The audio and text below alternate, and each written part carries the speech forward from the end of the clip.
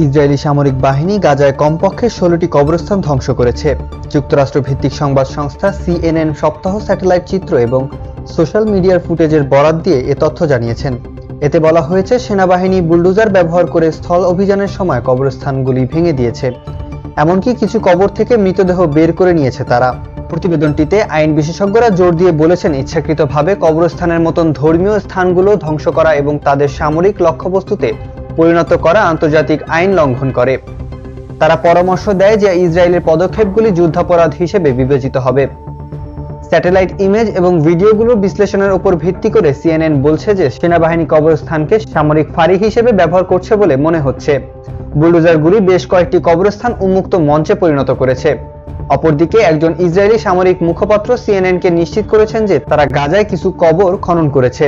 তার ভাষ্য মতে, তারা এমনটা করছে দেখবার জন্য যে 7ই অক্টোবর ফিলিস্তিনি গ্রুপ হামাসের আন্তঃসীমান্ত আক্রমণের সময় ইসরায়েলি জিম্মিদের সেখানে কবর দেওয়া হয়েছে কিনা।